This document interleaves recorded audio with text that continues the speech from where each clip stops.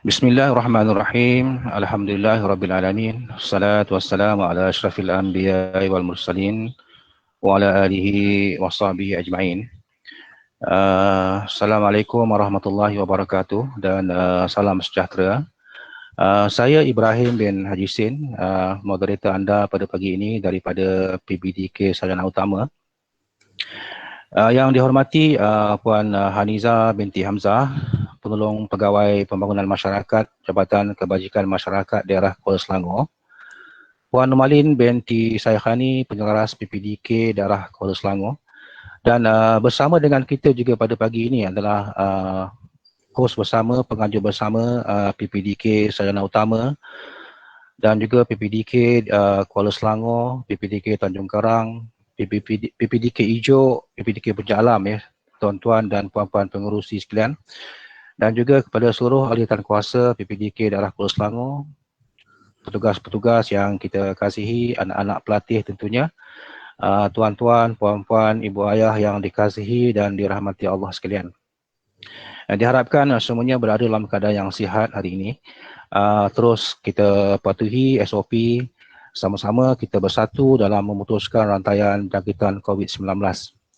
Terlebih dahulu mari kita panjatkan kesyukuran kepada Allah Subhanahu Wa Taala kerana pada pagi yang berbahagia ini, hari Ahad 21 hari bulan Februari 2021 bersamaan dengan 9 Rejab 1442 Hijri, dapat kita bersama berhimpun secara norma baru pada pagi ini dalam program webinar penjagaan dan pencegahan penularan COVID-19 dalam komuniti kepada orang kelainan upaya, yang mana program ini telah dianjurkan oleh Jabatan Kebajikan Masyarakat Daerah Kuala Selangor bersama dengan PPDK Sarjana Utama sebagai hos pada pagi ini. Dan kami di Sarjana Utama ini ingin mengucapkan jutaan terima kasih atas kepercayaan yang telah diberikan kepada kami.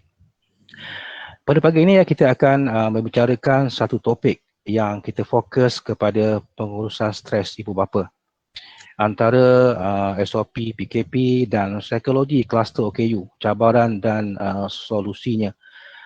Bersama kita pada pagi ini adalah tokoh yang tidak asing lagi, yang berbahagia, Profesor Madya Dr. Hasnah Toran, Pensyarah Kanan Fakulti Pendidikan Universiti Kebangsaan Malaysia yang juga merupakan mantan pengarah jenis kurnia. Assalamualaikum Doktor.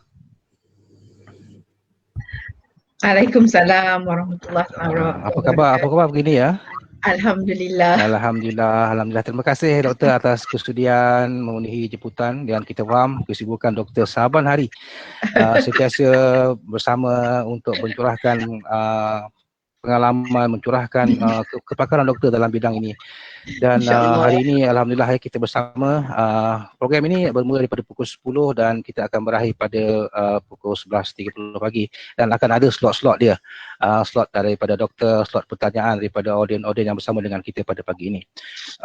Sementara itu saya nak kongsi sedikit statistik kes harian COVID-19 yang direkodkan sehingga 20 Februari 2021, iaitu semalam di seluruh negara kes baru masih lagi mencatatkan 4 angka 2,462, di mana alhamdulillah kes sembuh adalah 4,782 kes dan kes kematian ada 8. Jumlah keseluruhan kes kematian ada 1,051 kes, di mana kes keseluruhan 280,272 dan kes sembuh 244,753. So dalam konteks Selangor sahaja, kita masih berada di tempat yang tinggi, maknanya negeri yang paling tinggi masih lagi. Dan semalam saja dicatatkan sebanyak 1,001 kes, dan kalau dalam konteks Kuala Selangor ada 68 kes. Okay? Dan kita faham di seluruh dunia sekarang ni menerima impak yang besar kesan daripada penularan wabak coronavirus ini. Dan sewajarnya kita ambil kesempatan dekat sini ya untuk mengucapkan ribuan terima kasih kepada Barisan Harapan kita, daripada KKM, daripada PDRM, daripada Angkatan Tentera Malaysia, Pasukan Rela dan seluruhnya kerana dalam usaha kita untuk mengawal, merawat serta memutuskan penularan jangkitan virus ini. Dan pada pagi ini kita juga ada Puan Haniza binti Hamzah di talian. Puan ada ya Puan? Puan? Puan Ada. Haniza binti Hamzah, alhamdulillah Puan. Puan Haniza binti Hamzah adalah penolong pegawai pembangunan masyarakat Jabatan Kebajikan Masyarakat Daerah Kuala Selangor. Sebelum kita mulakan program ini, kita nak dengar suara Puan, kita nak dengar ucapan Puan, kata-kata haluan Puan sebelum kita mulakan majlis program kita pada pagi ini. Silakan Puan. Bismillahirrahmanirrahim. Terima kasih saya ucapkan kepada Tuan Pengerusi Majlis yang berusaha Puan Nur Hasnizam binti Rahman selaku Pengerusi Pertubuhan Pemulihan dalam Komiti Sarjana Utama, yang berusaha Profesor Madya Dr. Hasna binti Toran, Pensyarakanan Pusat Kajian Pendidikan dan Kesejahteraan Komuniti Fakulti Pendidikan UKM, yang dihormati Puan Nurmalin binti Salihani selaku Penyelaras PPDK Daerah Kuala Selangor, yang dihormati Pengerusi Pertubuhan Pemulihan dalam Komiti Kuala Selangor, Tanjung Karang, Seri Cahaya Ijo, Puncak Alam dan seterusnya barisan jawatan kuasa Pertubuhan Pemulihan dalam Komiti. Yang dikasihi penyelia dan petugas Pertubuhan Pemulihan dalam Komiti, seterusnya para hadirin sekalian. Assalamualaikum warahmatullahi taala wabarakatuh dan salam sejahtera.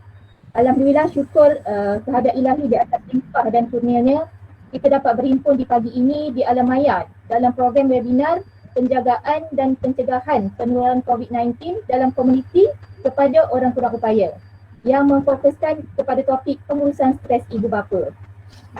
Saya mewakili Puan Salrohida binti Muhammad Saleh, Pegawai Kebajikan Masyarakat Daerah Kuala Selangor, amat berbesar hati di atas inisiatif pihak Pertubuhan Pemulihan dalam Komuniti menganjurkan program webinar ini dengan kerjasama Kementerian Pembangunan Wanita, Keluarga dan Masyarakat dan juga Jabatan Kebajikan Masyarakat. Seperti yang sedia maklum, kita sedang menghadapi pandemik penularan COVID-19 dan semua lapisan masyarakat terkesan, tidak terkecuali juga orang kurang upaya. Golongan orang kurang upaya ini memerlukan lebih perhatian, sokongan, dorongan dan juga motivasi. Ibu bapa adalah individu yang paling hampir dan merupakan sokongan yang utama dan seterusnya dibantu oleh Pertubuhan Pemulihan dalam Komuniti itu sendiri yang memainkan peranannya dalam komuniti. Semua lapisan masyarakat perlu mengamalkan norma baru dan dikendaki mematuhi prosedur operasi standard yang telah ditetapkan. Jadi dalam mengharungi norma baru ini, mungkin ada ibu bapa yang terkesan dan menghadapi tekanan yang mungkin timbul dari pelbagai situasi di sekitar mereka, terutamanya dalam pengurusan anak-anak OKU itu sendiri. Saya harap dengan kupasan oleh penceramah kita sebentar nanti dapat membuka ruang penyelesaian terhadap pengurusan stres ibu bapa. Terima kasih saya ucapkan kepada barisan usia yang bertumpuk rumus dalam membuat perancangan dan persediaan pelaksanaan webinar ini. Tidak lupa juga kepada para tugas PPDK, tahniah saya ucapkan di atas curahan nikmat bakti puan-puan terhadap anak-anak OKU. Tahniah juga buat ibu bapa yang hebat dan mempunyai semangat yang kental. Akhir kata, harapan daripada Pegawai Kebajikan Masyarakat Daerah iaitu semoga program ini dapat memberi manfaat kepada semua peserta dan menambah pengetahuan dalam menguruskan anak-anak OKU sepanjang pandemik ini. Sekian, terima kasih. Terima kasih Puan Haniza binti Hamzah ya. Dah sarapan Puan? Sudah. Alhamdulillah ya, kita dah bersarapan semua. Tuan-tuan, puan-puan, ibu ayah yang dikasihi dan dirahmati Allah sekalian. Masanya dah tiba untuk kita dengar dan hayati nasihat daripada pakar. Ya. Anda semua adalah insan yang hebat tentunya kerana Allah sayang kita. Allah Subhanahu Wa Taala memilih kita untuk memiliki anak-anak istimewa ini. Sesuai dengan firman-Nya, tidak aku bebani hamba-Ku dengan beban yang tidak mampu dipikulnya. Sebahagian daripada surah Al-Baqarah ayat 286. Ya, kita kena yakin ya, bila mana ada kesukaran pasti datang kemudahannya kemudahan dan kesenangan. Justru itu Allah menganugerahkan kita ramai insan-insan hebat dan salah seorang daripadanya ada bersama dengan kita pada pagi ini. Dan tak lain tak bukan yang berbahagia Profesor Madya Dr. Hasna Toran. Dr. Hasna. Ya saya, Assalamualaikum warahmatullahi wabarakatuh. Doktor, kami ingin menumpang ilmu doktor pagi ini dan seawalnya saya bagi pihak seluruh warga PPDK di daerah Kuala Selangor ini mohon halalkan ya ilmu yang akan dikongsikan nanti. Tentu insyaAllah. Alhamdulillah. Okey, rasanya kita dah bersedia ya untuk mendengar perkongsian daripada yang berbahagia Profesor Dr. Madya, Profesor Malik Dr. Hasnan Toran, dan saya mohon kerjasama daripada semua yang menyertai pada GM pada pagi ini untuk sentiasa berada dalam mood ya, supaya tidak akan berlaku hingar-bingar nanti. Dan insyaAllah pada sesi yang pertama ini kita minta doktor untuk mengupas berkenaan dengan antara SOP PKP dan psikologi kluster OKU, cabaran dan solusinya. Baik, majlis dengan segala hormatnya menjemput yang berbahagia, yang kita kasihi Profesor Madya Dr. Hasnan Toran. Silakan doktor. Bismillahirrahmanirrahim. Assalamualaikum warahmatullahi wabarakatuh. Terima kasih kepada Tuan Pengerusi Majlis. Terima kasih kepada PPDK Sarjana Utama yang menjemput saya. Saya tak nak mukadimah panjang-panjang sebab masa yang diberikan agak pendek. Saya ni biasa cakap 3 jam sekali kan. Okey, tentang stres ni. Yang pertama sekali, kita go straight to the point. Sejak kita ber-PKP daripada tahun lalu, kadar bunuh diri meningkat di Malaysia, kadar keganasan rumah tangga pun meningkat di Malaysia, kadar orang ramai ahli masyarakat kita yang kehilangan sumber rezeki, kehilangan pekerjaan pun meningkat. Jadi memang kita tak nafikan tahap stres bukan saja rakyat Malaysia ya, tapi di seluruh dunia memang pada tahap yang kurang elok sekarang. Jadi apatah lagi kita yang ada anak istimewa, stres kita tu boleh kita katakan lain macam ya kalau nak dibandingkan dengan orang lain. Dan buat pengetahuan semua, saya juga mempunyai 2 orang anak autism, Muhammad 25 tahun dan Abdullah 14 tahun. Muhammad dia agak teruk, dah 25 tahun tapi masih belum boleh bertutur, tapi Alhamdulillah urus diri, makan, minum, mandi, pakai semua dia boleh settle sendiri. Abdullah yang 14 tahun belajar, Abdullah dia better, dia belajar di kelas aliran perdana. Cabaran di masa PKP ni adalah untuk menguruskan kelas online dia lah. Terjerit-jerit mak dia macam Tarzan kan, tapi Alhamdulillah Abdullah ni sejak PKP ni dia boleh ambil bakul baju kotor dia dan abang dia, masukkan dalam washing machine, masukkan sabun, air, basuh, nanti bila dah mesin berhenti dia sidai, nanti bila pakaian dah kering dia boleh angkat. Jadi banyak perkara yang Abdullah boleh bantu. Itu keadaan keluarga saya lah, tetapi stres tetap ada dan saya nak semua orang maklum bahawa saya pun tak sempurna hidup saya. Saya rasa nombor 1 tu kan, kita berhentilah mengejar kesempurnaan. Bila kita terlalu mengejar kesempurnaan itu yang menyebabkan stres pada kita. Dan sumber stres ni ada 2, satu stres luaran dan satu stres dalaman. Dalaman tu adalah peperangan kita dengan diri kita sendiri. Ada banyak terminologi yang dalam bahasa Inggeris. Contohnya dia kata negative self-talk. Negative self-talk tu maksudnya kita dalam diam duduk ni, kenapalah aku ni teruk sangat, kenapalah aku tak buat macam tu, kenapa kita sendiri yang menghentam diri sendiri kita. Itu menjadi satu sumber stres dari dalaman. Stres dari luaran mungkin stres datang daripada pasangan kita, daripada suami yang asyik campak tiap-tiap pagi. Kita dah ingatkan tapi mesti wajib dia akan campak tuala basah atas katil ke, ataupun stres daripada anak-anak, makan pinggan mangkuk tinggal atas meja, tak pernah hanya nak masuk dalam sinki, tak basuh pun tak apalah tapi sekurang-kurangnya masuk dalam sinki kan, sekurang-kurangnya meja tu clear kan. Jadi kadang-kadang perkara yang kecil, kadang-kadang perkara yang besar. Perkara yang besar contohnya suami kehilangan pekerjaan ke, yang besarnya contohnya anak kita dah yang istimewa tu dah lama terkurung dalam rumah, dia pun dah mula pecah-pecahkan barang ke, ataupun dia buat bising, jiran sebelah pun komplain. Jadi sumber stres tu satu dari dalam dan dari luar. Dan yang keduanya adalah ada setengah kita boleh kawal, ada setengah kita tak boleh kawal. Saya di sini bukan saya nak kata kita kena kawal, kita kena atasi semua, sebab akan ada cabaran-cabaran dalam hidup kita yang kita tak boleh nak atasi. Okey, jadi kita go through one by one ya. Jadi yang pertama sekali tuan-tuan dan perempuan, kalau dalam bahasa Inggerisnya kita perlu ada insight mengenai keadaan mental kita. ada insight. Ada insight itu maksudnya ada kesedaran lah. Insight. Mesti ada kesedaran. Setengah orang dia tak ada kesedaran ni. Dia stres je, muka dia masam, sokmo, nada suara dia nyaring.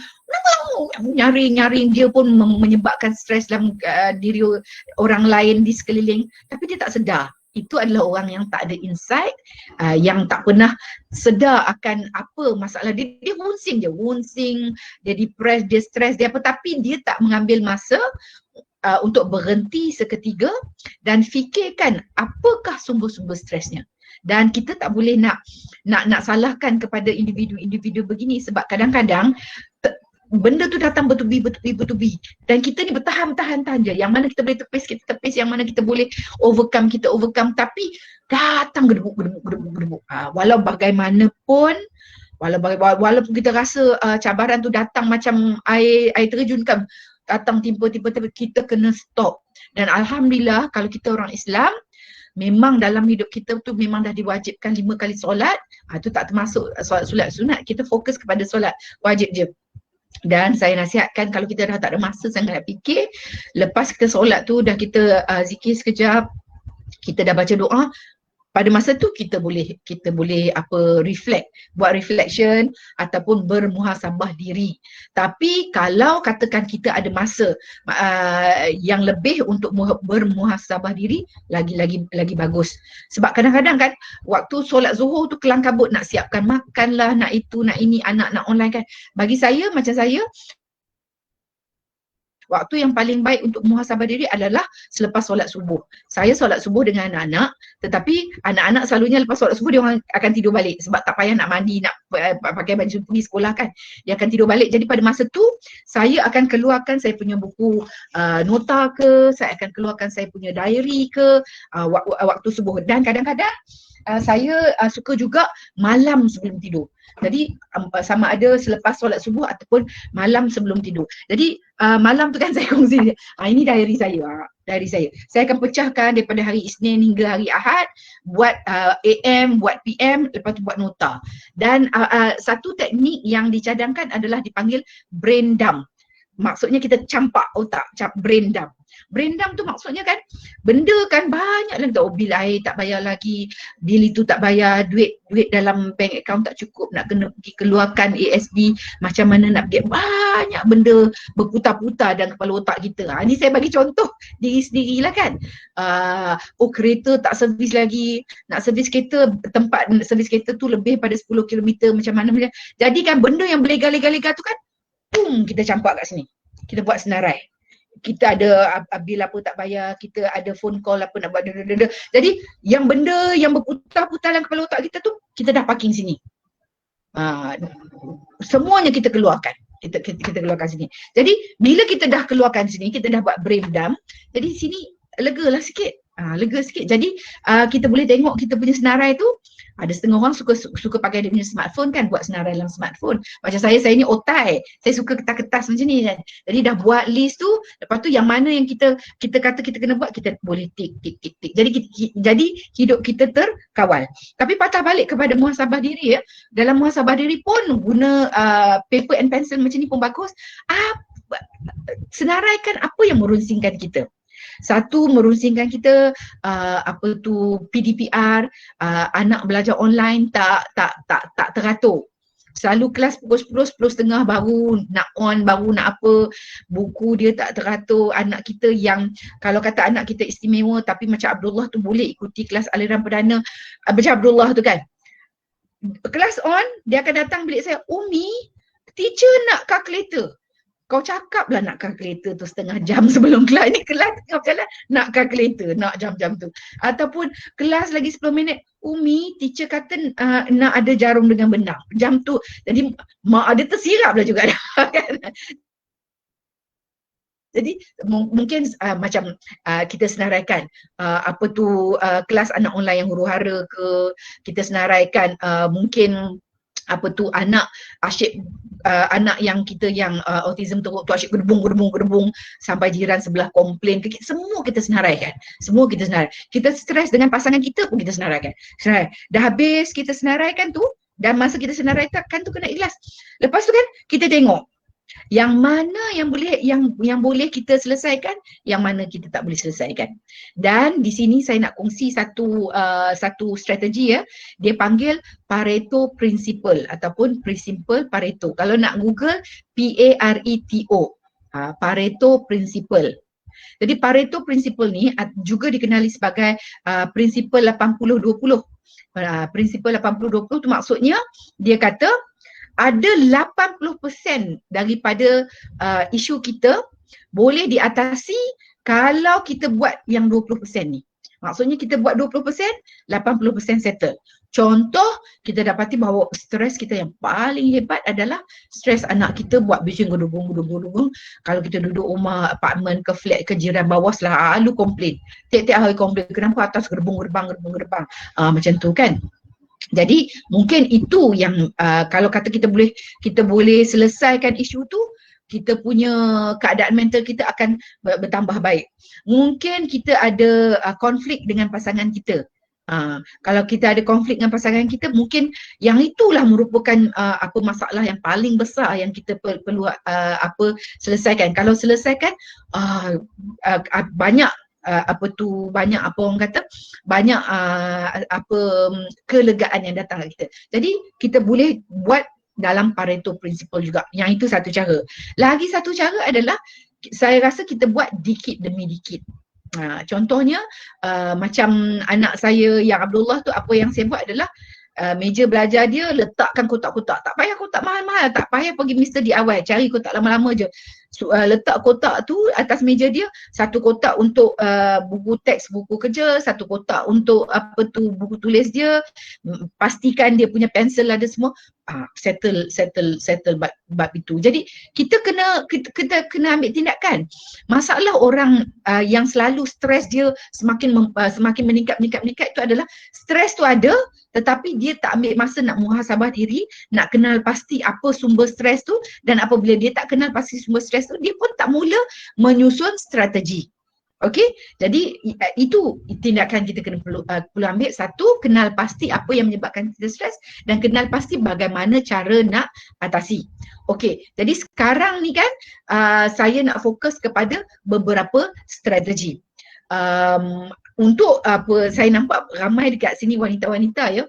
Saya rasa salah satu cara yang paling mudah untuk kita atasi stres kita adalah dengan dalam bahasa Inggerisnya simplify our life. Kita ringkaskan cara hidup kita.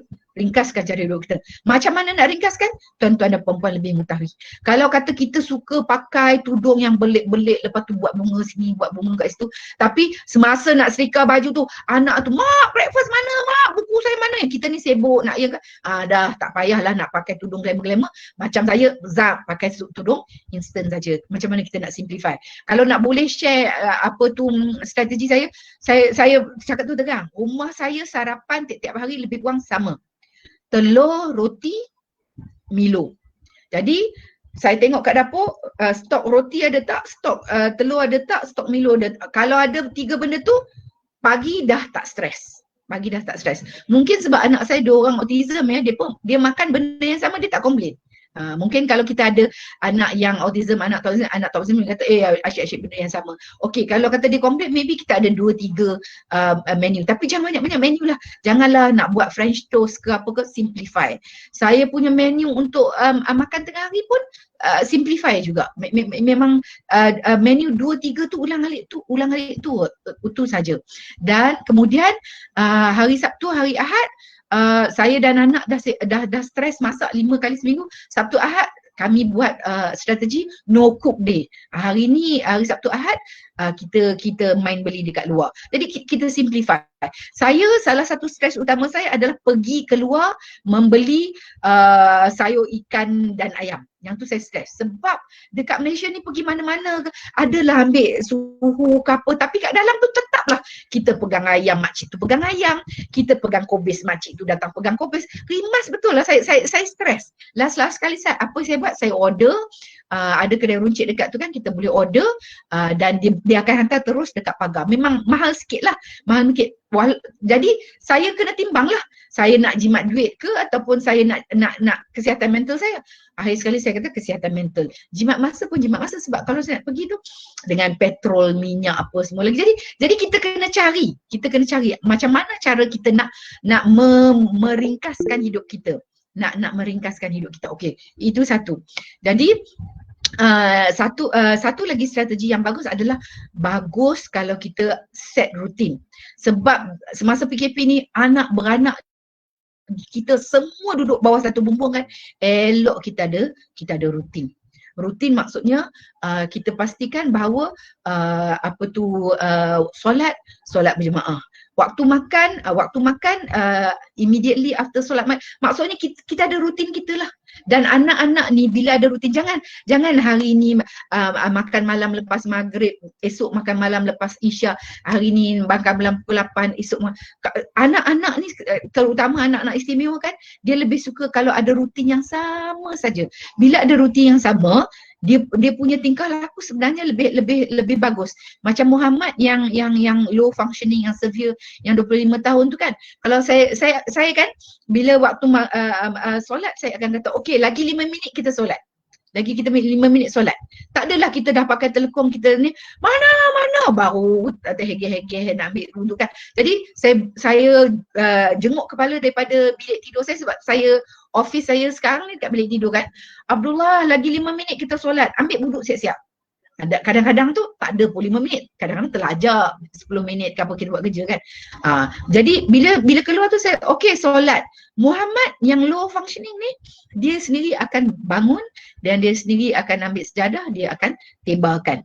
Jadi apabila kita tiap-tiap hari kita rutin kita macam tu, kita dah tak payah dah like tak ada dah drama mak umi malas nak solat ni, sebab dia tahu memang tiap-tiap hari buat. Jadi bila kita dah buat tiap-tiap hari tu, memang dia dah settle. Dan rutin ni juga kalau kita nak shape anak-anak kita punya behavior kan, menggunakan rutin senang. Contohnya kan rutin bila makan, Abdullah tanggungjawab dia adalah keluarkan pinggan, susun pinggan berapa biji, susun cawan minum berapa biji, keluarkan air kosong untuk minum, sendukkan nasi dalam mangkuk letak atas meja. Bila tiap-tiap hari buat, dia dah tahu apa yang nak buat. Jadi saya akan tanya, Abdullah dah set the table belum? Abdullah dah hidang belum? Dah lah Umi, dah tengok. Benda ni akan ambil masa. Tambah-tambah lagi dia istimewa kan. Tapi apabila kita buat tiap-tiap hari, dia akan jadi dia tahu apa dia nak buat. Siram pokok. Dan satu lagi tips saya adalah ibu-ibu, kalau ibu-ibu stres, salah satu cara untuk mengurangkan stres adalah kita memastikan bahawa anak-anak semua dan juga pasangan kita membantu dalam rutin seharian. Ibu-ibu berhentilah menjadi superhero. Ibu-ibu ni kadang-kadang kan dia ada perfectionist tau. Lipat kain dia nak kena elok-elok, sapu sampah semua nak kena. Jadi dia ada standard dia yang tinggi. Jadi dia tak bagi anak-anak dia buat, semua dia nak buat. Tetapi itulah yang menyebabkan ibu-ibu jadi stres. Sebab itu saya kata jangan aim for perfection. Macam Abdullah, Abdullah saya ajar dia basuh pinggan 3-4 tahun lalu. Masa mula dia basuh pinggan tu, saya tengok ya Allah ya Tuhanku, stresnya. Pegang pinggan tu nak terlepas ke tak terlepas, dengan nak pegang sponge kan macam tu. Lepas tu bila nak bilas pinggan tu buka air habis. Memang stres lah, memang urut dada. Memang bibir ni macam nak kata sudahlah biar Umi buat, tapi bersabar, lama kelamaan dia akan cekap. Dan selalunya ada Abdullah air kecil. Dan apabila anak dapat kemahiran tu, dah satu perkara dah settle. Basuh pinggan dia hidang makanan dia dah boleh, basuh pinggan dia dah boleh, basuh baju pun dia boleh. Basuh baju ni lah mulai bulan 10 hari tu saya mula ajar. Dan kadang-kadang dia bangun pagi-pagi kan tak gosok gigi tak apa, angkatlah bakul tu pergi ke washing machine. Saya pandang je, kita dah tak payah suruh, dia akan masuk. dia akan masuk, dia dah tahu macam mana buat. Jadi maksudnya kita kena ajar dulu dan kita kena sabar. Masa mula-mula kadang-kadang bila basuh kain tu sabun tu betul-betul kita ajar dia macam mana nak masukkan sabun supaya tak betul. Tapi ini adalah investment. Sehingga kan ada penyelidikan yang menyatakan, dan penyelidikan tu bukan di Malaysia ya.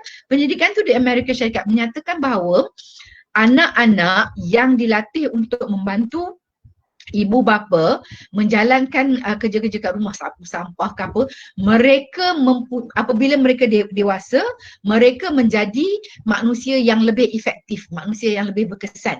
Jadi ada dia punya faedahnya, dan kita pun hidup kita lebih senang lah. Macam saya sekarang pakaian Abdullah Muhammad memang settle.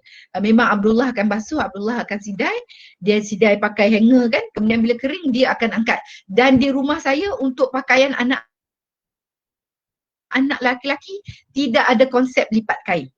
Jadi Abdullah akan angkat, mana baju abang dia akan sangkut dekat penyangkut abang dia, mana baju dia akan sangkut dekat baju dia. Dan apa penyangkut baju Muhammad tu memang saya letak betul-betul di luar bilik air. Jadi Muhammad keluar je bilik air, saya dah susun situ t-shirt, seluar dalam dia, seluar luar dia. Kalau malam t-shirt, seluar dalam dia dengan seluar tidur dia. Jadi bila Muhammad yang very low functioning tu kan, dia dah lap-lap badan dia dah sangkut, dah ada dekat situ. Jadi tak payah kita nak duduk, nak lipat baju. Simplify. Jadi satu, simplify our life. Don't aim for perfection. Dan yang ketiga, latih anak dan pasangan untuk sama-sama buat kerja. Ini adalah some of the strategies. So sekarang kita fokus kepada anak istimewa ya. Jadi Muhammad dia low functioning dan macam Abdullah banyak settle lah sebab dia ada kelas dia hari-hari, dia ada jadual dia, dan satu hari lebih kurang dia ada 3 hingga 4 kelas. Jadi Abdullah settle. Muhammad pula, kami baru pindah daripada Kuala Lumpur ke rumah sekarang ni, di Selangor, dia baru pindah, dan kami dalam proses nak menaikkan satu center untuk dia. Jadi center tu tak naik-naik sebab PKP. Nak buat apa pun tak boleh, nak cari cikgu pun tak boleh. Jadi Muhammad duduk saja di rumah, dan ini berbeza dengan gaya hidup kami semasa di Kuala Lumpur. Sebab semasa di Kuala Lumpur, Muhammad dia masuk satu pusat nama Arisma, Akademi Remaja Islam Autisma, dan Arisma ni sangat bagus. Dari Isnin hingga Jumaat kan, anak-anak sampai, mereka pergi jogging, lepas pergi jogging mereka sama-sama buat breakfast, bancuh Milo ke bakar roti ke apa. Dah lepas breakfast cuci, dah lepas cuci pergi tengok kebun sekejap, lepas tengok kebun mereka akan solat duha, lepas solat duha sama-sama buat makan tengah hari, lepas makan tengah hari kemas, solat zuhur, berehat. Jadi daripada pukul 8 pagi sampai pukul 5 pagi dia ada je aktiviti. Untuk anak-anak istimewa kita, kalau tuan-tuan dan perempuan nak tahu apakah strategi, apakah kaedah yang paling baik untuk membuatkan mereka berkembang adalah dengan memastikan bahawa hari mereka penuh dengan aktiviti. Apabila hari mereka penuh dengan aktiviti, itu yang mereka berkembang. Tapi bila dah pindah ke tempat baru, tak sempat nak set up center dan sebagainya, Muhammad dia tak ada apa nak buat. Jadi bila tak ada apa nak buat, memang nampaklah dia punya graf tu memang menurun. Dan Muhammad dia isu malar hijaunya, isu yang masalahnya dia adalah apabila dia tak aktif di siang hari, malam dia susah tidur. Bila malam dia susah tidur sampai 3-4 pagi, dia masuk bilik tidur dia bergolek, tapi saya tahu dia tak tidur sebab dengar suara dia kan. Pukul 3-4 pagi baru tidur, esoknya pukul 7 pagi tak bangun, 8 pagi tak bangun, kadang-kadang pukul 11, pukul 12 baru bangun. Now ini adalah satu bahaya tuan-tuan dan perempuan. Untuk anak istimewa kita, apabila siang jadi malam, malam jadi siang, itu adalah satu petanda kita kena buat sesuatu. Kita manusia yang tipikal ni kan, siang adalah waktu kita bekerja, waktu kita menyelesaikan tanggungjawab kita. Malam adalah waktu kita rehat. Tetapi anak-anak istimewa kalau siang dia tak ada kerja, apa akan jadi? Dia akan tidur siang dan malam dia akan berjaga. Dan kalau malam dia berjaga, kadang-kadang tu dia akan buka peti ais, dia akan keluarkan makanan. Saya sedang diet, saya makan apple hijau, beli apple hijau 8 biji untuk satu hari makan sebiji, tengok-tengok tinggal 2 biji. Satu malam dia belasah sampai 6 biji. Rumah kami kalau Abdullah suka makan sandwich telur dengan cheese kan. Cheese tu kan kena sorok bawah-bawah kubis, kena sorok bawah-bawah sayur mayur. Sebab kalau letak macam tu je, yang 24 kemping tu satu malam aja Muhammad boleh makan. Jadi macam dalam keadaan saya kena pastikan Muhammad tak jadi macam tu. Saya dah mula nampak 3-4 pagi tak tidur, lepas tu esoknya pukul 10-11 baru bangun. Jadi macam mana nak buat? Nasib baiklah sebulan yang lalu Menteri Kanan umumkan bahawa kita boleh beriadah di luar, tapi kita kena ikut SOP. Maksudnya kita boleh jogging, kita boleh apa, tapi tak boleh dekat dengan orang, tak boleh bercampur gaul macam tu kan. Jadi alhamdulillah apa saya buat dengan Muhammad, bila dah redup dalam pukul 6 macam tu, mula-mula kan saya bawa Muhammad keluar jogging kan, saya tunggu sampai 6.30. Walaupun 6.30 tu dia jogging dah pukul 7, masjid pun dah azan. Dan saya pun balik kelang kabut nak mandi, nak bagi mandi dia, nak maghrib. Memang saya tunggu sampai pukul 6.30 sebab apa? Padang tempat dia jogging tu penuh dengan anak-anak kecil. Anak-anak yang 5-6 tahun dan sebagainya. Muhammad salah satu benda yang dia tak boleh tahan adalah dia tak boleh tahan suara budak-budak yang kuat. Kan budak-budak bila main dia suka menjerit. Muhammad dia tak tahan bunyi tu. Dan saya bimbang nanti kalau dia tak tahan nanti dia lepuk pula budak-budak tu, jadi kes pula kan. Jadi saya tunggu sampai 6.30, budak-budak pun dah kurang, dah balik rumah. Masa tu saya bawa dia jalan. Dia jalan, sekali dia jalan lebih pada 3 km lah. Lebih pada 3 km dan saya tengok apabila dia ada exercise tu kan, tidur malam dia dah improve balik. Jadi untuk anak-anak kita, kalau kata lagi low functioning, physical exercise is very important.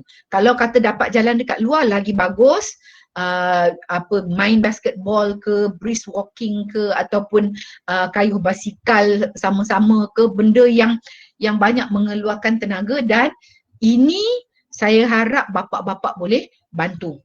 Sebab mak-mak ni dia tak ada daya nak mengejar anak-anak ni. Mak-mak kan kederat dia tak kuat sama dengan bapak-bapak. So cari satu tempat yang sesuai, yang tak ramai orang, yang anak boleh lari. Muhammad kan dia lari laju tau. Tempat tu dia macam litar macam tu. Jadi saya tak dapat kejar dia. Jadi Muhammad dia akan lari pusing litar. Apa yang saya buat adalah saya buat bulatan kecil kat dalam tu. Sebab nak pastikan Muhammad tak ada nak lepuk anak orang ke apa benda kan. Jadi dalam saya buat litar kecil kat dalam tu pun saya tengok saya punya smartphone 3 km lah juga jalannya. Jadi ini adalah antara strategi-strategi yang kita boleh guna. Jadi saya sum up untuk setakat ni. Saya sum up, saya kata, satu, kita kena buat refleksi ke diri, muhasabah diri, kena identify apa punca stres kita, dan kemudian kita senaraikan dan kita tengok apa yang kita boleh overcome, apa yang kita boleh dan dalam kita nak selesaikan sumber-sumber stres kita tu, sama ada kita gunakan Pareto principle yang 80-20, maksudnya kita tackle yang paling besar, kita tackle sesuatu yang boleh mendatangkan kelegaan yang besar, ataupun kita tackle secara rutin. Kita betulkan rutin dekat rumah, dan melalui rutin tu mana yang kita boleh ajar anak untuk bantu, kita ajar anak bantu. Yang mana kita tak boleh ajar, kita tengok macam mana kita nak boleh atasi. Ini adalah untuk isu-isu yang kita boleh atasi. Sebelum saya bergerak kepada isu-isu yang kita tak boleh atasi, salah satu strategi lagi untuk mengatasi isu sumber-sumber stres kita adalah, yang sebenarnya adalah komunikasi. Komunikasi ni dia pelbagai jenis. Kalau komunikasi suami isteri ni, itu adalah antara yang kompleks. Cadangan saya adalah sekarang memang kita PKP, tapi mak bapak pergilah dating. Sebab kadang-kadang dalam rumah tu kan kita suami isteri kita tak boleh komunikasi. Baru nak buka mulut dengan suami, pak mana baju apa, mak sabun dah habis, aduh je kan. Jadi saya cadangkan mak dan bapa pergilah kedai mamak ke, sebab sekarang dah boleh duduk kan, asalkan dua orang duduk, orderlah teh tarik seorang segelas, orderlah tosai ke roti canai ke apa benda dan duduk. Sebab kadang-kadang kan kita nak bercakap pasangan suami isteri benda yang besar-besar tu, kadang-kadang kan dia kena ada set the mood tau. Kita kena duduk, makan dulu, dah mood elok baru boleh bercakap. Kadang-kadang sambil dekat rumah tu duduk gerong-gerong nak cakap tu kadang-kadang tak boleh. Kadang-kadang nak cakap tentang bil je pun kan. Kita, abang saya stres lah abang, kita punya bil kan setiap bulan abang bayar lambat. Bila abang bayar lambat kan, saya yang sebenarnya saya perkara yang kecil, mungkin perkara yang kecil, mungkin perkara yang besar, tetapi nasihat saya seminggu sekali pergilah dating. Kalau tak boleh dating seminggu sekali, dua minggu sekali. Sebab bukan nak berromantik, sebab we need time. As a couple, we need time to sit down. Dah perut kenyang, dah minum teh tarik, dah sedap sikit, boleh bincang hal rumah tangga, nak bincang tentang duit ringgit ke apa benda ya. Ini ramai pasangan Melayu tak buat. Ini adalah antara strategi yang untuk isu yang kita boleh atasi.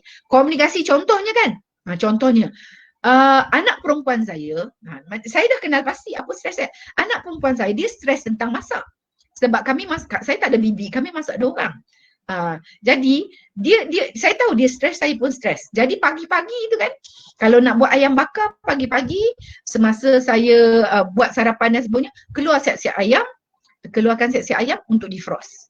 Jadi nanti kita sibuk kan, kita tahu okey, pukul 12 nak masak, tak adalah ayam masih keras dalam peti ais kan, ayam dah defrost. Dan ini saya nak webinar pukul 10. Pukul 10 saya pukul 10 saya webinar dengan tuan-tuan dan perempuan. Pukul 2 pula saya ada bengkel penulisan melalui online dengan tim saya yang lain. Jadi saya fikirkan dia, tak sempat masak ni. Jadi sebelum saya masuk webinar, saya ketuk pintu dia dan saya bagi tahu dia, kakak hari ni Umi nak order nasi kerabu. Jadi bila saya cakap dengan dia nasi kerabu, dia tahu benda dah settle, dia pun taklah stres. Oh, nasi kerabu kan. Jadi kita kena bagi tahu. Kita kena bagi tahu. Contohnya esok tu kan, kalau saya tengok baju Abdullah dah menggunung dalam bakul, Abdullah esok kena basuh baju ya, jangan lupa. Jadi communicate. Jangan kita tak bagi tahu, esok pagi tengok baju dah menimbun, Muhammad seluar dalam pun tak ada kan. Kenapa nak ni? Kita elakkan. Jadi sebelum isu tu timbul, communicate dulu. Communicate. Tuan-tuan dan perempuan, you know your family better, you know how to improve your communication. Sama ada communication yang simple ataupun communication yang kompleks. Now ini adalah benda-benda yang kita boleh settle. Saya ada 2 lagi poin utama. Satu poin utama adalah ada sumber-sumber stres yang kita tak boleh atasi. Contohnya, mungkin saya bagi contoh yang kurang elok lah. Mungkin contoh ada tabiat pasangan kita yang kita sangat tak suka. Saya tak kerti lah nak bagi contoh. Mungkin tabiat isteri kita ke, mungkin tabiat suami kita ke yang memang mendatangkan stres. Towel basah atas katil tu perkara kecil lah. Mungkin benda yang besar. Mungkin isteri asyik duk order Shopee. Tengok-tengok bungkusan Shopee datang. Tengok-tengok bungkusan Lazada datang. Suami pun stres. Aku ni dah lah tak dapat bonus tahun ni. Aku ni dah lah overtime pun tak ada. Bini aku asyik shopping. Mungkin kan. Jadi dah cuba nasihat, dah cuba apa, tapi tak boleh overcome. Seelok-eloknya cuba overcome lah kan. Tapi let's focus on something yang memang kita dah bergaduh 4-5 tahun pun tak settle. Ini yang kita panggilkan, dia punya strategi ni kita panggil berdamai dengan takdir. Contohnya, saya bagi contoh, kawan saya dia stres dengan hutang. Kawan kepada kawan saya tu, dia hutang belas ribu. Dan hutang ni dah lebih 6 tahun.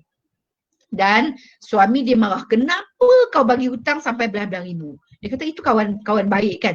Tapi selepas 6 tahun dah bergaduh, dah berpatah arang dengan kawan tu, belas ribu ni memang rasa tak dapat dah. Bila cakap dengan suami bergaduh. Bila cakap dengan suami kata kenapa bodoh bagi ke orang duit tu.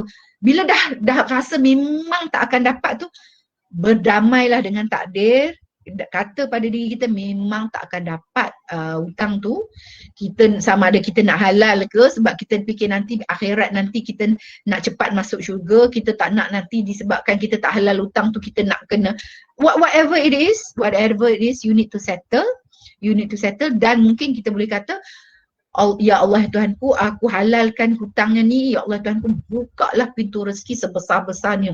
Amalkanlah doa Niloufar tu apa, rezeki seluas lautan lah apa, semua orang duk viral kan.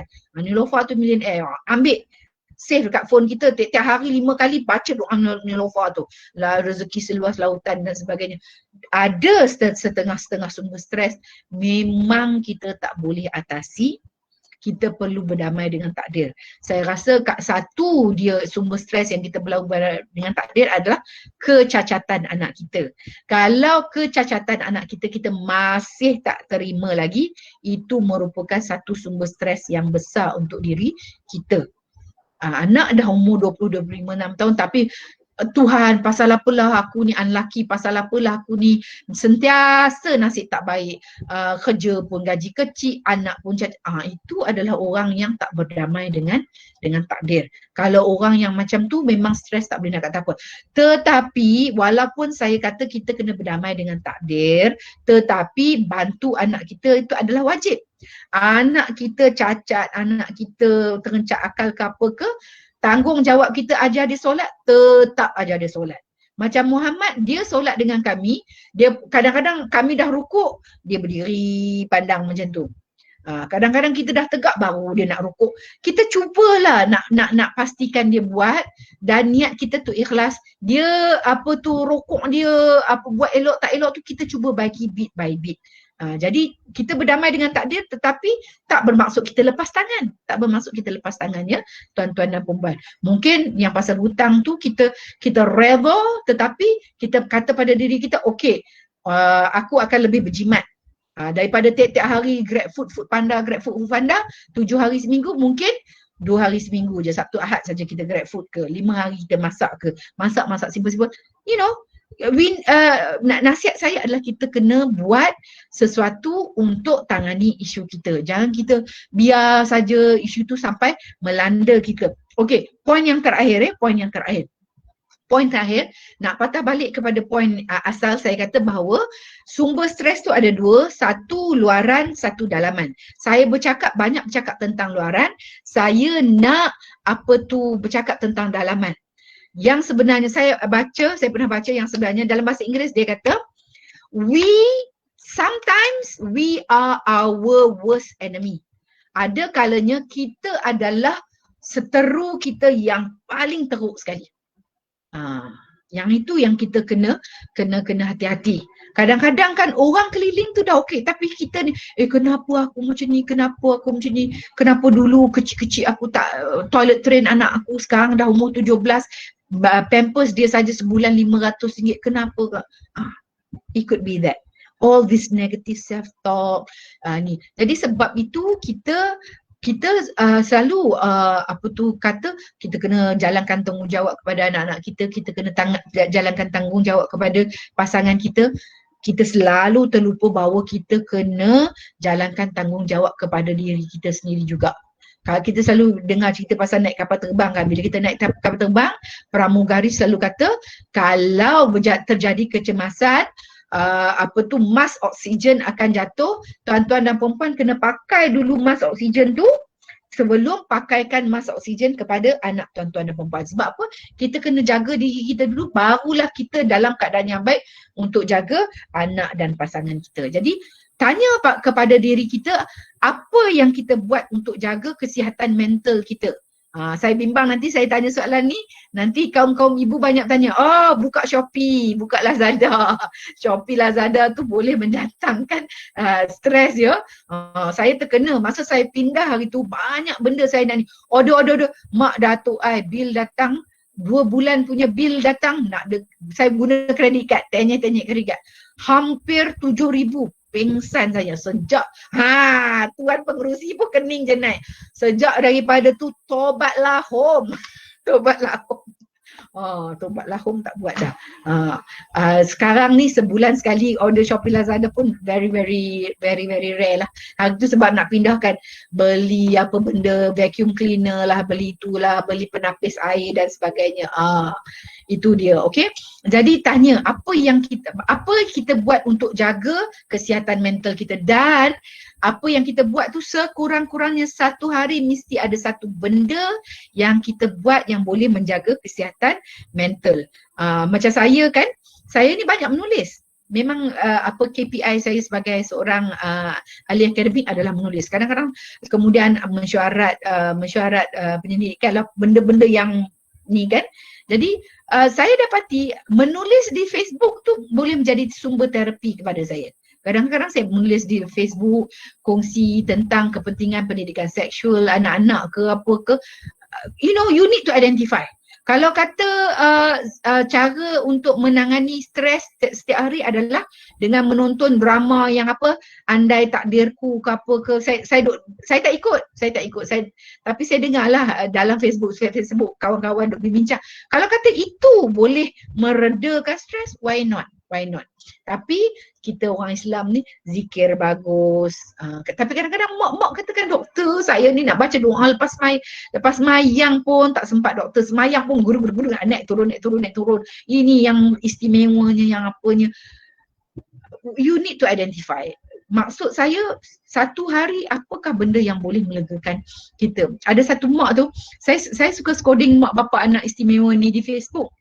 Ada satu mak ni, anak dia sangat severe dan saya tengok dekat Facebook dia kan, kadang-kadang dia beli je kuih-kuih apa-apa kan, dia keluarkan pinggan cantik-cantik dia letak bunga, dia akan ambil gambar, dia letak kat Facebook. Jadi itu adalah perkara yang update minum petang dia ke, update minum pagi dia bubuh susun pinggan cantik-cantik, dia ambil gambar, dia letak dekat dia punya Facebook. Itu adalah cara dia untuk menangani stres dia kan. Jadi kita pun tak tahu apa dia ni. Ada setengah orang tanam pokok, siram pokok dan sebagainya. Jadi I don't know what it is, but you need to find out apa dia yang tuan-tuan dan perempuan boleh buat yang boleh melegakan stres tuan-tuan dan perempuan.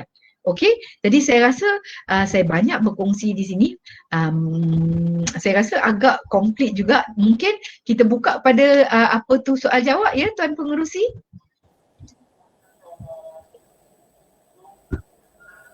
Ya Doktor, saya tertarik dengan satu perkataan tu, berdamai dengan takdir.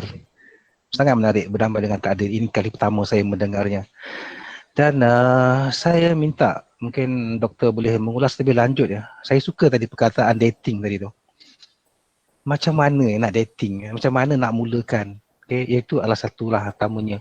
Dan kita faham ya, kalau kita yang bekerja dan sebagainya, ada yang work from home, dan kalau teknikal dia tak boleh work from home, dia akan pergi ke lokasi. Jadi bila balik situasinya begitulah. Tak ada ruang, macam tak ada ruang nak dating ni. Kan, sebab kita pula ada anak-anak yang sedemikian. So macam mana doktor melihat bagaimana cara kita, sebab kita ibu bapa yang stres ni. Yang stresnya asal daripada anak-anak yang kelainan upaya ni, dan stres itu datang kepada kita. Kita yakin dan percaya bahawa stres dengan anak-anak ni dia berterusan selagi mereka berada dengan kita, selagi hayat di kandung badan. Tetapi stres kita menghadapi pandemik ni insya-Allah akan berakhir. Dan hari ini juga dah sampai pun vaksin ke negara kita, alhamdulillah. So saya nak doktor ulas lebih sikit lah tentang yang dating tadi tu. Indah tu. Berdamailah dengan takdir. Silakan doktor. Dia kan yang sebenarnya kan budaya Melayu kita, budaya timur kita. Kalau kita sebut dating tu, ingat romantik saja. Dan kita ingat macam drama-drama tu, tapi bukan macam tu. Dia sebenarnya, saya bagi fakta ilmiah dulu ya. Kajian menunjukkan bahawa kadar perceraian adalah lebih tinggi dalam kalangan ibu bapa yang ada anak istimewa jika dibandingkan dengan pasangan yang tak ada anak istimewa. Dan kadar perceraian yang paling tinggi adalah dalam kalangan pasangan yang ada anak autism sebenarnya. Dalam yang ada anak-anak istimewa pun yang paling tingginya adalah autism. Dan kita tak heranlah kenapa kadar perceraian ini adalah tinggi, sebab itulah, sebab stres, tekanan untuk menjaga anak kita yang istimewa tu kan. Dan tentang dating ni saya rasa disebabkan oleh budaya timur, budaya Melayu, budaya Islam kita ni kan, kita melihat bahawa dating suami isteri ni adalah satu perkara yang remeh-temeh, perkara yang tak penting. Alah dah tua pun, janggut pun dah beruban, rambut pun dah janggut rambut pun dah botak, nak dating ke apa. I'm not talking about dating masa umur belasan tahun, umur awal 20 tahun tu. Saya bercakap tentang dating yang mungkin akan menjaga keharmonian rumah tangga kita. Sebab kita dengan pasangan kita nak berkomunikasi pun tak sempat. Jadi anggap bahawa dating ini mungkin adalah talian hayat untuk keharmonian rumah tangga kita, dan apabila rumah tangga kita harmoni, barulah anak-anak pun okey. Dan saya nak, ini bukan saya nak petik satu kata-kata hikmah lah daripada orang Amerika Syarikat sebenarnya. Dia kata, saya share dalam bahasa Inggeris dulu, dia katakan, the best thing a father can do for his children is to love their mother. Perkara yang paling baik seorang bapa boleh buat untuk anak-anak dia adalah dengan menyintai ibu mereka. Perkara yang terbaik bapa boleh buat untuk anaknya adalah dengan menyintai ibu mereka. Apabila bapa menyintai ibu, rumah tangga harmoni. Bila rumah tangga harmoni, dalam rumah tangga tu ada dua orang yang boleh jaga anak-anak, termasuklah anak istimewa. Kalau rumah tangga tak harmoni, berlaku perceraian, selalunya anak-anak ni memang mak lah yang jaga. Dan macam mana mak nak buat tanggungjawab dengan nak cari rezekinya, dengan apanya. Sebab itu, dating bukanlah perkara yang remeh-temeh. Kalau kita fikir dating suami isteri itu adalah perkara yang remeh-temeh, kena ubah minda kita. Mungkin jangan sebut perkataan dating, sebab dating tu ada makna, ada konsep. Kita kata, nawai tu kita ya Allah Tuhanku, nak pergi ke kedai mamak apa din maju tu adalah untuk menjaga keharmonian rumah tangga aku. Jangan bapak-bapak, janganlah kedekut bapak-bapak ya asyik-asyik din maju, asyik-asyik din maju. Si isteri pun jelak. Ni isteri ni dah jaga rumah tangga, ada basuh baju ni, kalau ambil bibi pun sebulan 1,200 ni. Ini semua bini buat dah lah, dia pun work from home. Bawa lah pergi secret recipe ke yang sedap-sedap. Okey lah, 4 kali sebulan dating, 3 kali dekat din maju, sekali belilah jiwa isteri dekat secret recipe ke kedai-kedai yang isteri pun buat tabiat ke suami aku. Okay, so jangan pandang remeh. Macam contohnya kan, saya ni dah umur 53 tahun ni, kena marah dengan doktor pakar sebab kolesterol saya, barulah terhegeh-hegeh pergi exercise. Barulah pagi-pagi lepas solat subuh exercise, jalan 30 minit. Dan kita selalu fikirkan, tak ada masalah nak jalan, sebab tak ada masa nak exercise sebab banyak benda nak buat ni. Dah jalan 30-45 minit, balik dulu dia kelang kabut. Ini pukul 8 ni ada mesyuarat fakulti ni, kelang kabut nak siapkan sarapan. Tapi apa yang saya dapati adalah dengan saya jalan kaki 30-45 minit setiap hari 5 kali seminggu, saya dapati bahawa badan saya menjadi lebih kuat. Sekarang ni kan bila solat kan, daripada sujud nak bangun berdiri kan, lutut dah tak sakit. Dan saya ada lebih banyak energi. Dan lebih rajin lah nak sapu sampah ke apa ke. Jadi perkara yang kita rasa ni yang sebenarnya is an investment. So bagi saya dating suami isteri ini juga adalah investment. Dan mungkin saya kata kita muhasabah, kita identify kita punya sumber stres kan. Apabila dah berdating, apabila komunikasi semasa dating tu dah elok, mungkin muhasabah tentang sumber stres tu kita boleh buat berdua. Abang, macam mana abang tengok ni Aiman ni asyik pecah ini. Tiba-tiba isteri ni dah tiba-tiba suami dapat idea. Oh, hari tu abang tengok dekat Instagram kawan abang, rumah dia dah tak pakai dah pinggan mangkuk kaca. Rupanya sekarang ni pinggan mangkuk tin zaman nenek-nenek kita sekarang viral balik. Kita pakai pinggan tu je lah. Viral balik. Mungkin si isteri tak boleh fikirkan dia punya solution tu, suami boleh fikir solution. Okay, yang tentang berdamai dengan takdir. Berdamai dengan takdir. Baru je tadi sebelum masuk kita webinar pukul 10, saya kelang kabut buat solat duha. Dan solat duha ni kan, saya yang sebenarnya cakap terang, kita ada anak istimewa, biarlah kita terang. Saya sedih dengan Muhammad. Abdullah dah settle Muhammad sebab niat saya tu nak set up center di kawasan Selangor ni, sebab Selangor ni belum ada lagi center yang macam saya nak buat yang ada urban farming dan sebagainya. Tapi sejak daripada tahun lepas dengan PKP-nya susah kita nak bergerak dan sebagainya kan. Jadi saya sedih. Apabila saya sedih kan, saya berdoa kepada Tuhan untuk memperbaiki keadaan Muhammad, dan saya rasa tekilan dengan Tuhan. Kenapalah untuk Muhammad ni kan solusinya selalu lambat sampai. Saya rasa tekilan. Apabila saya rasa tekilan, ya Allah Tuhanku, kenapalah Muhammad ni selalu susah, kenapa dengan Muhammad dia punya solution, dia punya jawapan selalu lambat. Dan lepas solat subuh baca doa, minta doa tu, saya sujud minta doa kepada Tuhan, dan saya kata, ya Allah Tuhan aku ni tak bersangka baik dengan engkau ke ya Allah. Bila rasa macam untuk Muhammad tu solution dia lambat, ya Allah Tuhanku, aku tak bersangka baik dengan engkau ke ya Allah. Aku ada benda yang kita ada bersangka buruk dengan Tuhan. Wow, that was like, ya Allah Tuhanku, buanglah sangka buruk aku terhadap engkau ya Allah. Ya Allah Tuhanku, aku percaya satu hari akan ada solution untuk Muhammad ya Allah.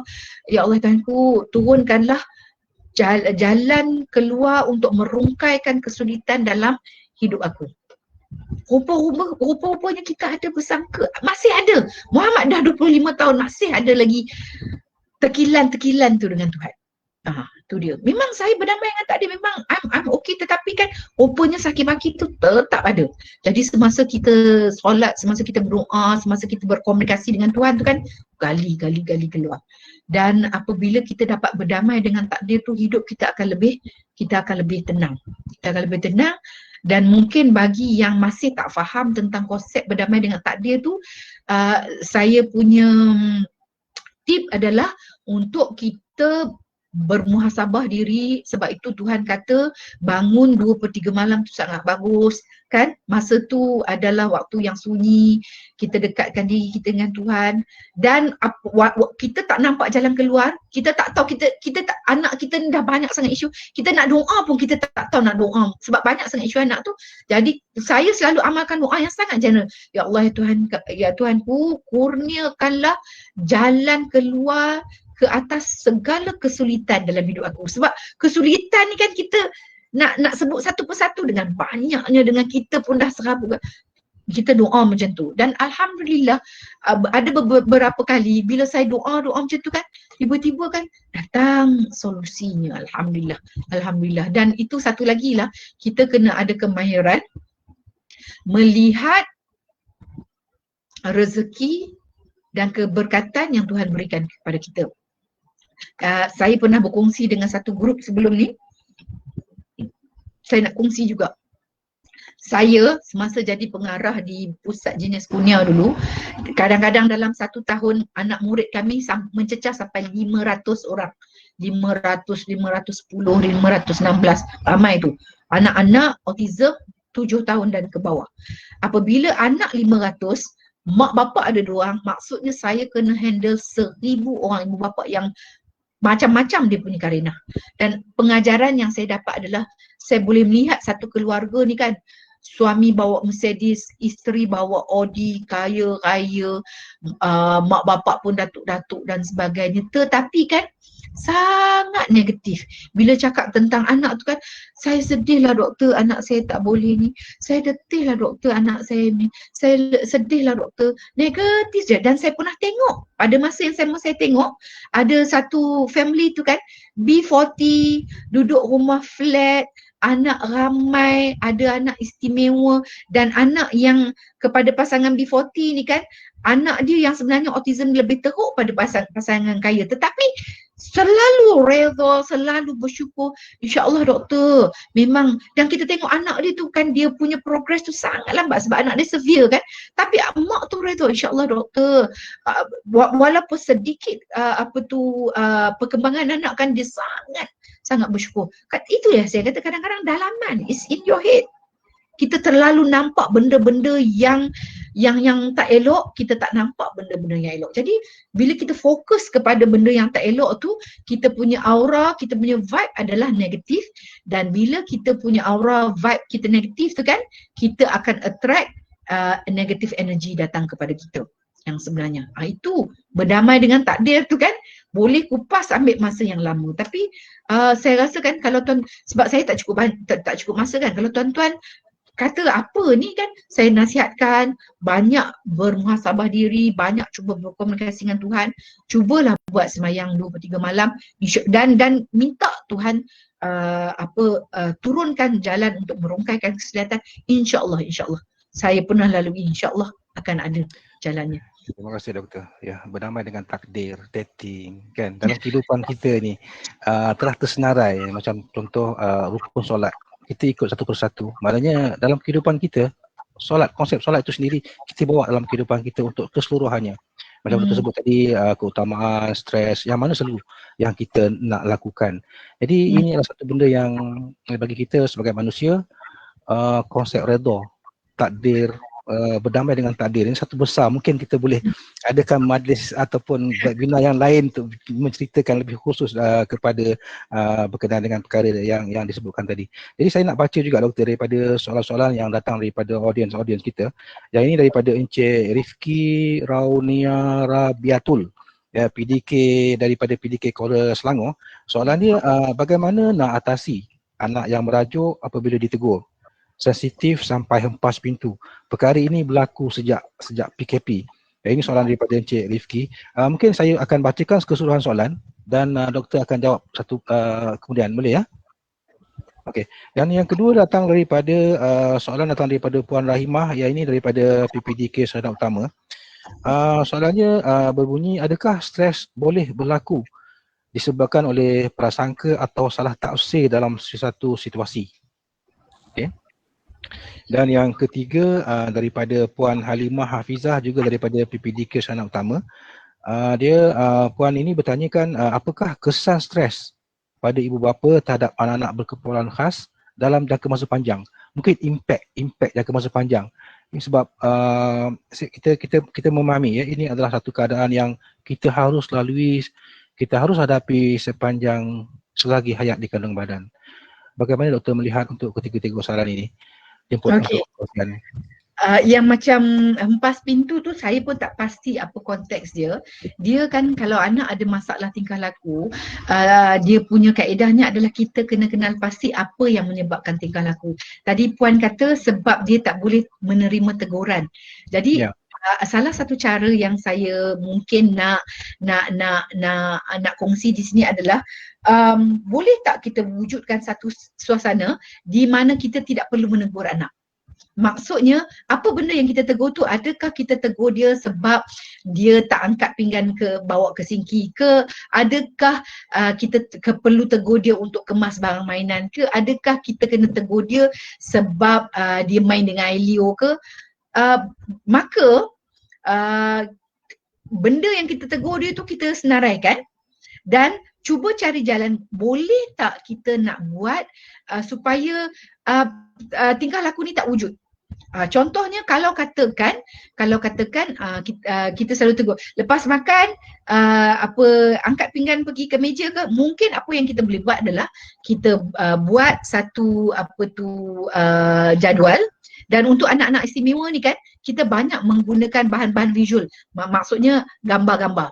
Kita ambil satu kertas sama satu kad kan, sama ada vertical ataupun horizontal macam tu. Kita kata cuci tangan, makan, kemas meja. Jadi bab kemas meja tu kita jadikan rutin. Okey, semua orang, dan jangan kita target anak istimewa, semua anak. Okey, semua orang cuci tangan, makan, lepas makan semua orang kena cuci pinggan. Jadi benda yang kita rasa kita kena tegur tu kan, kita telah ambil jalan secara proaktif untuk mengatasinya supaya tidak wujud situasi di mana kita perlu tegur dia. Itu yang maksud saya tu. Jadi saya tak pastilah dalam kes soalan puan tu apa benda yang puan tegur sampai menyebabkan dia kena hempas pintu. Cuba cari jalan supaya timbul situasi di mana puan tak perlu tegur dia. Puan tak perlu tegur dia, semuanya dah diingatkan melalui jadual, melalui rutin, melalui apa dan sebagainya. Kalau kata itu adalah yang puan perlu tegur itu adalah dia punya sikap, mungkin sikap kita boleh guna strategi social story. Social story tuan-tuan dan perempuan, sebab kalau saya nak cerita tu itu strategi ambil masa, tuan-tuan dan perempuan boleh Google social story autism.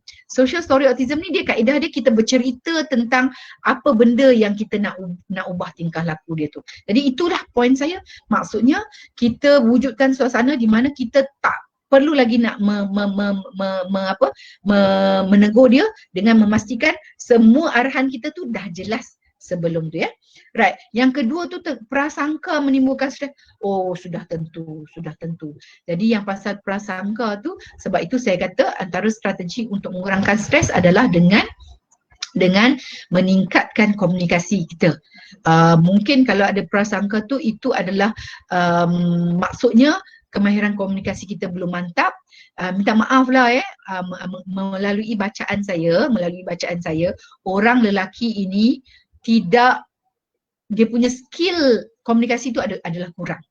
Orang lelaki ni dia tak suka bercakap, dia tak suka kongsi perasaan. Is the way men are brought up.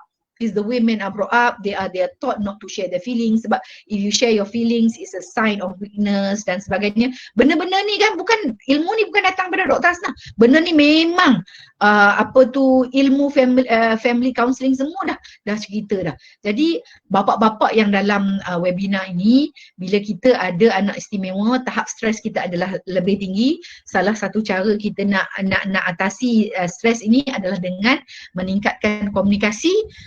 Maka bapak-bapak kena cari jalan lah macam mana nak meningkatkan komunikasi. Dan kadang-kadang ibu-ibu ni pun kan, dan satu lagi kan bapak-bapak ni kan, dia punya cara komunikasi lain tau. Kadang-kadang ibu kan dia katakan, bang, saya penat lah bang, saya ni cikgu work from home. Dulu guru besar cakap macam ni, sekarang ni guru besar cakap macam tu. Lepas tu kan suami dia dengar pula, suami dia akan kata, awak cakap je kat guru besar awak macam ni, awak cakap je kat dia. Jadi suami tu dia fikir bila isteri komunikasikan masalah, suami tu dia fikir aku nak bagi solution, aku nak bagi jalan keluar. Saya dah cakap dah, you kenapa duk cakap pasal you punya guru besar, kenapa cakap pasal you punya guru pelonggaran, kan I dah cakap kat you, cakap je macam ni, dah jadi satu ni. Tapi sebenarnya kadang-kadang isteri tu dia cakap, dia bukan nak suami bagi jalan keluar. Dia bukan nak suami bagi solusi. Dia hanya nak suami jadi tukang dengar saja. Memadailah kalau dia, ya ke yang, alah hai kesiannya dekat you. You sabar je lah yang, tak apalah. Kalau you stress, jom I ajak you pergi makan red velvet cake dekat kadang-kadang itu je. Orang lelaki ni dia lebih praktikal pada orang perempuan. Bila orang perempuan bagi kenapa I dah bagi jalan keluar, kenapa you tak buat? You duk cakap benda yang sama, I penat. Yang sebenarnya kadang-kadang isteri tu dia nak, sebab sekarang PKP, dulu masa dia jadi cikgu, waktu rehat dia makan dengan kawan-kawan, boleh cerita, boleh gosip tentang guru besar buat macam ni. Tapi sekarang dah tak boleh. Jadi sebab itulah dia menggunakan suami sebagai tempat dia nak curah perasaan. Yang suami pula bagi jalan keluar, tak faham kenapa. Tapi sebenarnya kadang-kadang isteri nak curah saja kan. Okey, jadi memang definitely lah prasangka memang akan datangkan stres. Prasangka tu balik, adakah dia boleh diatasi atau tak boleh diatasi? Kalau dia boleh diatasi, komunikasi cuba ni. Kalau tak boleh komunikasi, berdamai dengan takdir, ada tak cara jalan lain untuk kita kurangkan stres? Macamnya kawan yang tak boleh nak bayar hutang kita tu, kita punya jalan keluar adalah, ya Allah Tuhanku, tunjukkanlah jalan keluar untuk ni. Bukalah pintu rezeki yang lain. Mungkin itu adalah caranya ya. Jadi impact stres ke atas anak-anak OKU. tuan-tuan dan perempuan, bukan anak OKU, anak tak OKU pun, dia akan stres, dia akan ada impact kalau mak bapak stres. Sebab itulah mak bapak, kalau mak bapak ada masalah rumah tangga, seelok-eloknya janganlah libatkan anak-anak. Sebab anak-anak dia masih muda, belasan tahun, awal 20-an. Dia pun ada cabaran dia sendiri dengan nak belajarnya ke, atau nak cari kerja, nak apa. Kita orang tua, kita ada masalah suami isteri, tak payahlah kita hempuk ke atas anak kita. Kadang-kadang bila dah PKP ni duduk dalam rumah, kita pun tak tahu masalah rumah tangga kita nak kongsi dengan siapa? Kongsi dengan anak pula kongsi. Dia dah lah tengah belajar dan sebagainya. Jadi memang definitely ada stres. Dan sebenarnya kan stres ni kan, ini bukan Dr. Hasnah kata, ni memang ilmu mengenai stres. Stres ni tidak pernah tak akan ada. Saya rasa orang yang tak ada stres adalah orang gila. Dia dah mentally, itu yang dia tak ada stres. Kalau kita waras, kita boleh berfikir memang akan ada isu dalam hidup kita, memang akan ada stres tu. Jadi jawapannya adalah macam mana kita nak handle kita punya stres. Macam mana? Saya alhamdulillah lah, mungkin disebabkan saya ada dua orang anak istimewa, tahap saya menghadapi stres tu saya boleh tahan. Saya boleh tahan. Ada seorang kawan saya, kita kadang-kadang dalam Facebook pun, kita berkawan-kawan pun boleh bergaduh kan. Dia komplain tentang satu perangai kawan tu, dan saya gelak je sebab bagi saya kan, dia duk meroyan, dalam Telegram ke, dia meroyan dalam WhatsApp, biarlah dia meroyan. Aku baca dah. Tak ada nak simpan, nak fikir-fikir kenapa dia cakap macam tu, kenapa dia. Tak ada. Sebab apa? Baiklah aku fokus dekat anak aku. Jadi saya punya tahap, saya alhamdulillah lah, saya masalah-masalah kat tempat kerja memang saya tak fikir panjang. Okey, ada masalah, fine. Boleh settle, tak boleh settle. Kalau kata tu bukan masalah saya, memang saya tak ada nak fikir banyak-banyak, Sebab kita ada dua orang anak istimewa kan, bukan satu. Okey. Tuan pengerusi, rasanya 3 tu dah jawab tak Ya. Terima kasih. Sebenarnya ada banyak lagi soalan yang masuk sebenarnya. Tapi sekarang dah pun 11.17, kita running dengan masa sangat mencemuri. Tapi mungkinlah. Saya baca kat situ, boleh tak saya jawab satu Tuan Pengerusi yang Puan Siti Aisyah mengenai mertua tu, boleh tak? Okey. Boleh. Tentang mertua. Okey. Jadi Puan Siti Aisyah bercakap tentang mertua yang tak boleh terima. Saya rasa saya ada 2 jawapan kat situ lah. Satunya adalah mertua ni pun kan, kita punya mak mertua ni kan, dia pun ada harapan kepada anak dia. Dia ada harapan. Sebagai ibu kan, kita harapan kita anak kita boleh hidup elok, boleh hidup baik, boleh hidup maju jaya, berjaya dalam hidup sebagainya. Dan bila anak kita tu ada anak, cucu kita pun ada harapan pada cucu kita. Kita nak cucu kita sihat, cucu kita comel, pandai belajar. Tiba-tiba cucunya cacat.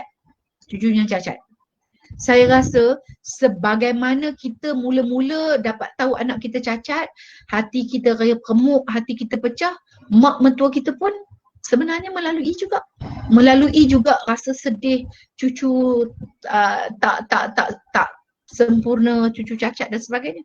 Jadi mungkin kita boleh ada rasa simpati atau empati kepada mak mentua kita yang remuk redam hati dia kerana dapat cucu cacat. Mungkin kita ada empati, dan cukuplah dengan empati itu kita berdamai dengan takdir. Satu, takdir kita ada anak cacat. Satu, takdir kita ada mertua yang tak faham. Kita move on.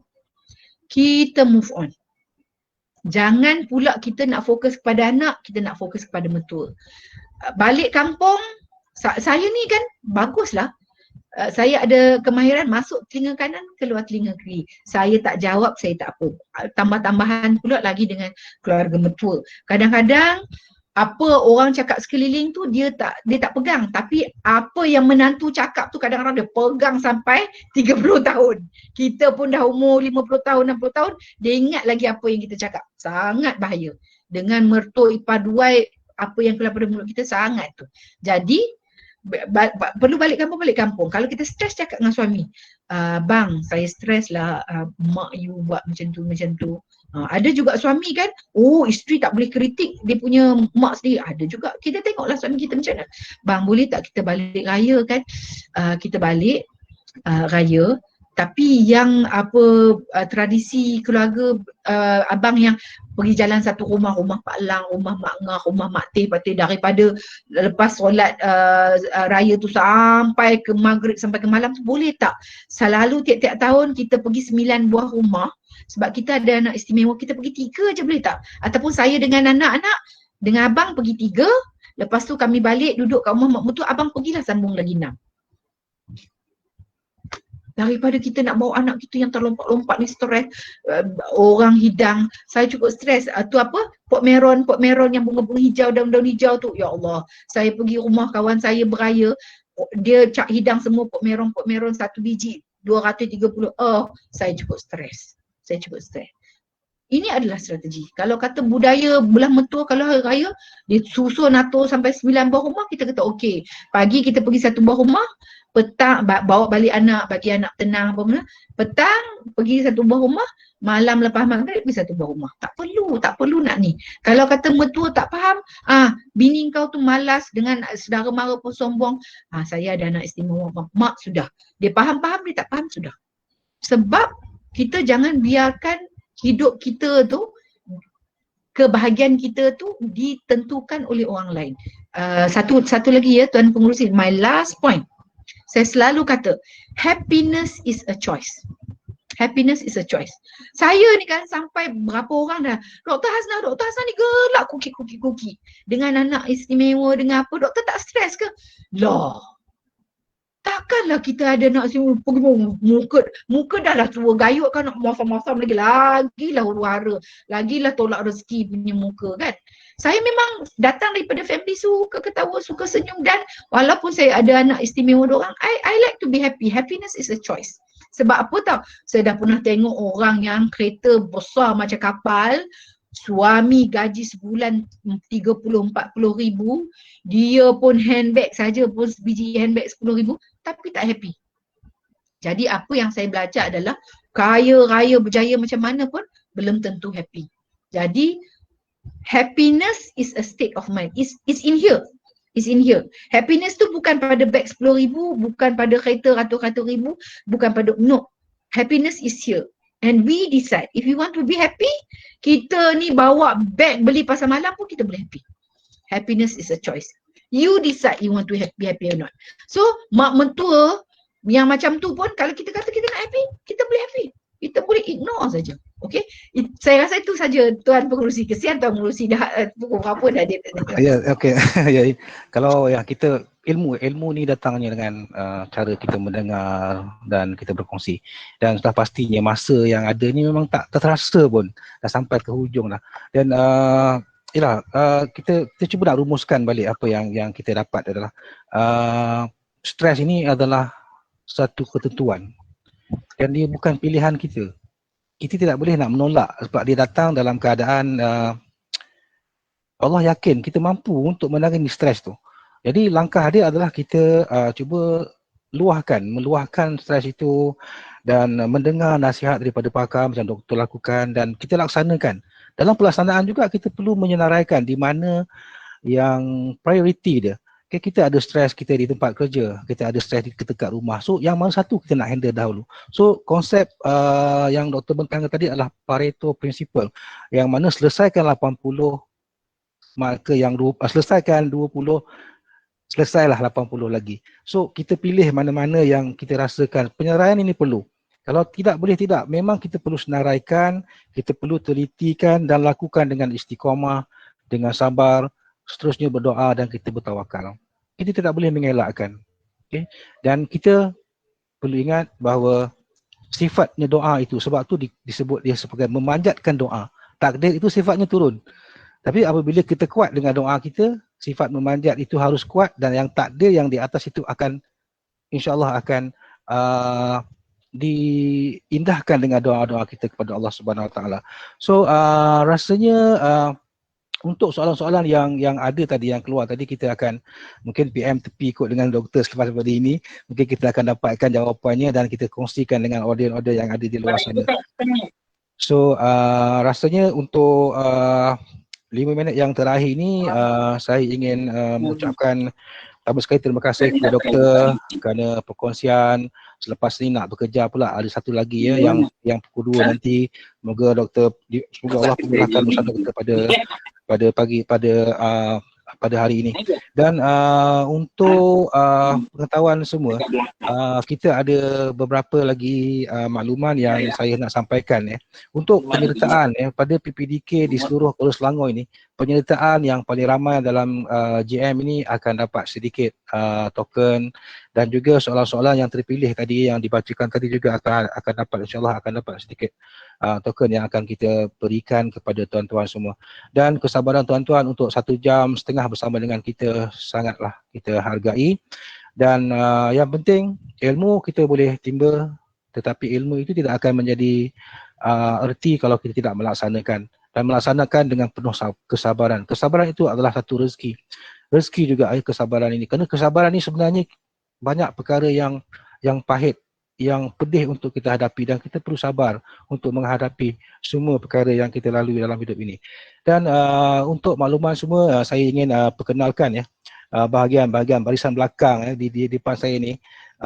Antaranya adalah Puan Nur Hasnizam binti Parman pengerusi PPDK yang ada bersama dengan kita sebagai penaung pelaksana program pada pagi ini.